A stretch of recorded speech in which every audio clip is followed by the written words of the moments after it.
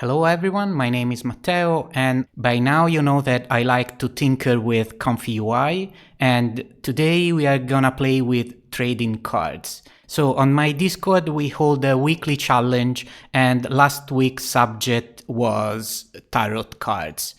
While it's easy enough to composite a generated image with a frame and the text with Photoshop, it becomes problematic when you need to make like 100 of them. So in this tutorial, I'm going to show you some techniques that will help you create a picture composed by very different elements. For the sake of this video, I'm going to design a frame, a main character, a text area, and a symbol. But of course, the composition can be as complex or as simple as you want. Let's start from a default workflow. The first generation will be the frame that will contain all the elements of the card. I'm setting the latent size to 512 by 768, so the main character will be about 512 by 512, and we'll have plenty of room for the text and the other items. I'm picking Dream Shaper as main checkpoint and setting some sane defaults for the keysampler. Now, I want a plant-based fantasy card, so the frame will be made of climbing plants. For the prompt, I'm using climbing plant, entangled, leaves, branches, framing, growing around all sides, and some standard negative. Let's see what we get. Well, of course, this is not what I want. The frame should be only around the sides, so I can try to add a mask with the set latent noise mask node. I connect the empty latent to the new node and then to the keysampler. Now I need a mask. For simplicity, I'm copying this image that is already at the right size and using it as reference to draw a mask. I select a mask all around the sides with the mask editor, and we are ready to try again. Okay, now it's a bit better. The model doesn't understand what we are trying to do exactly, so it needs a little more convincing. I prepared this very simple image. It's just a black picture with tiny gray blobs on the sides. I need, of course, to draw the mask again. And instead of sending an empty latent, now I'm bringing this image to the latent space and using it to give the keysampler a better idea of what I want. Let's try again. You can play with the texture in the reference image. Instead of dots, you can try with different shapes and even play with the colors. Let me try a few more iterations. Okay, all is good, but I want something more over the top. I can try with some better prompting, but I'm lazy and a picture is worth 1,000 words, so I'm going to drive the generation with IP adapter. I'm adding an IP adapter node. For the model, I'm using a base one because a plus model would be too strong.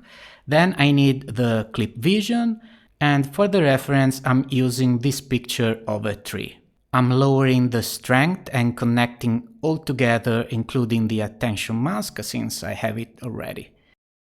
Let's try again. And now it's much better. Let me try a few generations until I find the one that I like. Okay, this is good enough. Next, we need upscaling because I can't work with this little thing. I'm using a model upscaling, so I need the image upscale with model node and the Remakri model. Then I connect the image and downscale it a bit.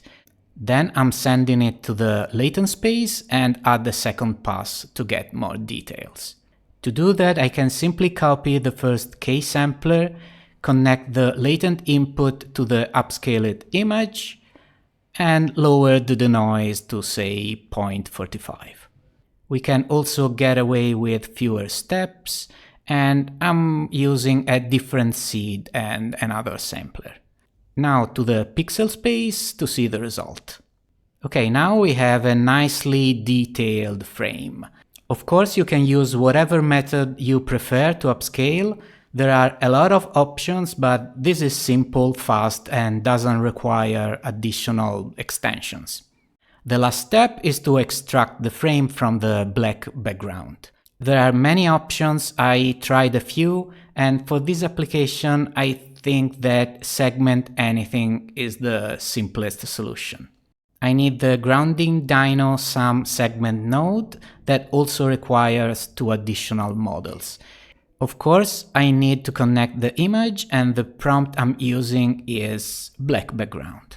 To improve the final composition, I'm also growing and feathering the mask a little, and this is the result. Now we should have all we need to go to the next step. Before adding more stuff though, I'm going to tidy up the workflow a bit. Things will get messy soon, so it's always better to organize the nodes properly. I'm going to move all the models loading on the side and connect everything to reroutes. I also like to color code the nodes. Anything that has to deal with the model is purple, the clip is yellow, the VAE red. Nodes that work on the pixel space are pale blue and masking nodes are green. This loosely follows the default ComfyUI color scheme and helps me find things at first sight. Okay, time to design the main character. I duplicate the reroutes so I have all I need at hand. Then I need positive and negative, the K-sampler, VAE decode and preview. I need to add an empty latent and I'm setting the size to 512 by 600 and connect everything together. As prompt, I'm using fantasy illustration close-up of Her Majesty Lady of Autumn. The only thing to note is that I'm using red and orange in the prompt to have different colors from the frame and get better contrast. In the negatives, some standard stuff. Let's see what we get from this.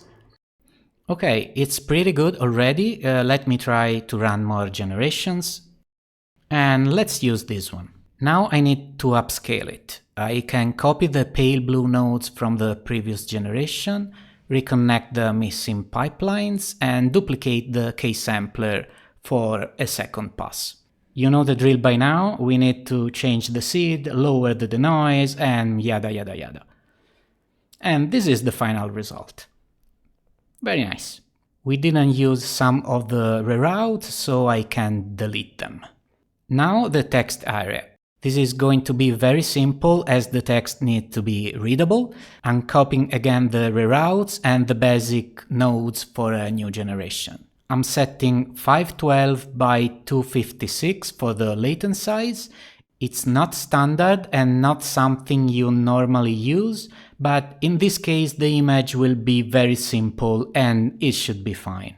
The prompt will be illustration of an old parchment paper and some generic stuff in the negative. So as you can see, it's very difficult to get exactly what we want. So I'm going to use a control net to avoid having to go through 1 million generations hoping for the best. I have prepared this image that I'm connecting to a simple Canny control net to drive the composition. I need a Canny preprocessor, the control net apply node, the Canny model, and finally to the K-sampler. The strength can be pretty low, let's say 0.6. I think we have everything. Let's give it a try. Okay, this is good. I'm just rolling a few more generations until I find something I like. Perfect. As we did for the previous elements, I'm passing the parchment through an upscaler. I'm grabbing the model upscale nodes that I know are blue, connect the missing pipelines, and apply a second pass, this time without control net. I need to change the seed, sampler, and all that jazz. Okay, perfect. Now, as we did for the frame, we need to remove the background. The masking nodes are green, so I copy all these nodes and connect the image and the models. The prompt can be just paper, and I'm going to expand the mask by 5 pixels. Now I want to add a little shadow around the paper, so it will have a better contrast in the final composition. Since the background is not a solid color right now, I need to do some compositing. First of all, I need to create an empty image that will contain the background color.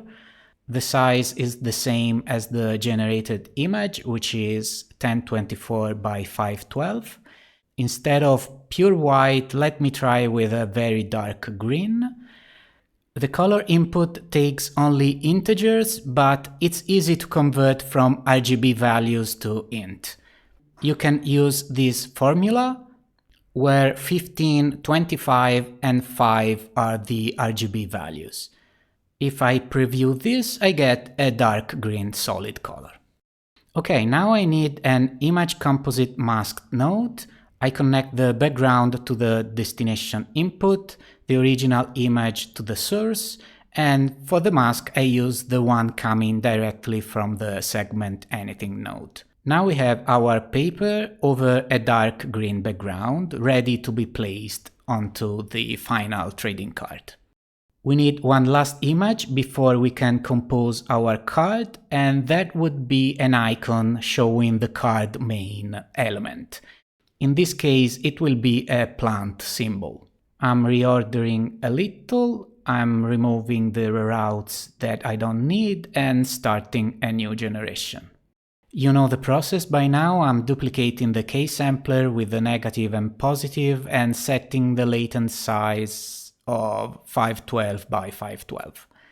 This will be much bigger than what we actually need, but it's fine, we'll downscale it. In the text prompt I use round shield with a plant symbol, icon, ground, tree, leaf, whatever, and the same negatives. This, as you can see, grants us some decent results already, but I want more control over the composition. I want to be sure that the icon is always round and centered. We could do that with a canny control net, but we've learned that we can send a rough sketch to the latent and the model will follow that shape. So I've prepared this image that should give us pretty consistent results. But alone it won't be enough to also define a style. For that we need an IP adapter. So I'm adding an IP adapter node connected to all the models that we already have, and then to the K-sampler. As reference, I have prepared this game icon that should be good enough. The weight can be pretty low. I'm trying with 0.6. Let's give it a go. This is not an easy subject for SD15 and probably SDXL would be better suited for icons, but with some prompt engineering and a little luck we can reach some decent results. Okay, I like this one. Now this will be downscaled, so I don't need many details, but I want to try to add a second pass on it anyway. I duplicate the K-sampler, set the denoise to 0.55 to get quite a bit of variation and change the values a bit as always. I'm running a few generations to find the right one. Okay, perfect. Now I scale it down to the right size with upscale image by a factor of 0.5 and I'm ready to remove the background. I'm using again segment anything. I need to connect all the pipes and for the prompt I'm going with shield. I'm also growing the mask by 4 pixels and let's see if it works. Okay, everything looks fine, but I want a sharp colored edge around the icon, so it will be easier to see over the frame. I need an empty image, this time 256 by 256, and for the color I'm trying with a bright green, 95, 135, and 35. Now I'm using an image composite to create the new image with the green background. Okay guys, we made it. We have all the elements, all left to do is to merge them together. For convenience, I'm rerouting all the final images and their mask and moving them on the upper right, so it will be easier to do the final composition. Before that, I need to bring the main picture to the right size. I'm using a getImageSize node to extract width and height from the frame image. Then I need an empty image node. I convert width and height to input and connect them to the getImageSize. So now I have an empty black canvas, the same size of the frame, that I can composite with the character.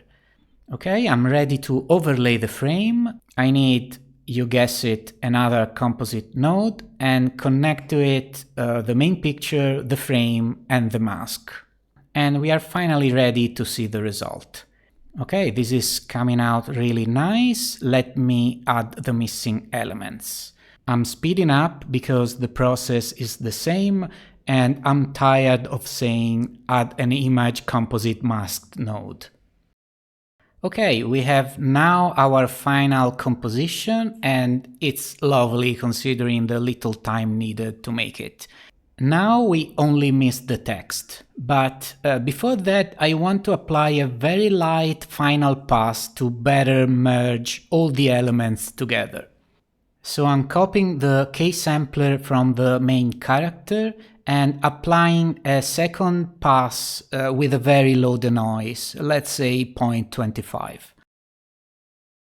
Now, if I zoom in into the logo, you can see how the border is jagged, but applying a final K-sampler, we now solve that issue and possibly other small errors.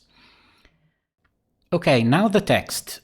There are quite a few nodes for text overlay. This time I'm using a very simple one called Draw Text. For the title, I'm using Seagram font, size 65, color black, aligned to center with a width of 1024. The text will be Autumn Queen. I need another composite node, connect the text, the mask, and the image. The Y position should be around 1100. Let's see. Okay, maybe a little lower, 1130. I can also set a very light shadow, position to, blur to, and color all zeros ending 66. The last two numbers are the alpha channel. Now I can replicate these two nodes. I'm using Aller font this time, size 44, no shadow. I connect the previous composite to the new one and then to the preview. The Y position should be around 1260 and I'm using just some dummy text. And finally, this is our finished fantasy trading card. This ended up being a rather big workflow. In reality, I would probably split all the components and generate them separately. The frame, the icons, and the parchment paper won't change much from card to card. So it would make sense to generate those elements beforehand and make the final composition with just the main subject. But anyway, I hope I gave you some ideas to make your own workflow for your next card game. I always love to see what you do with my tutorials, so please do share on my Discord. Now, this is all fun and games, but what if we could also create a quick animation with our character? Yeah, I couldn't resist and made a second workflow to animate the card. This tutorial is already long enough as it is, so I'm not going into details on how the animation is done. This is a very basic AnimateDiff v3 workflow, really nothing special about it, but it's able to generate very simple animations with just one image and no other form of conditioning. In reality, you would probably need control nets or whatever. So all you have to do is to change the reference image, update the prompt, and if you want, you can play with the scale value to increase the level of animation, and also with the sparse control net model values here. The workflow works pretty well with 16 frames, but I've been lucky with 32. Over here I have the upscaling and the frame interpolation. At the end, the result is pretty good considering the little effort. So to put the animation into our card, we need a slightly different workflow. Previously, I was starting from the character and adding a layer over it, but now the character must be the last element. So I'm compositing all the elements excluding the character, and at the very end I'm adding the animation. This is something that we will explore better in a future video, I guess, because this one is long enough. That's all for today. My next video will be probably the second part in the basics series. So stick around. See you next time. Ciao.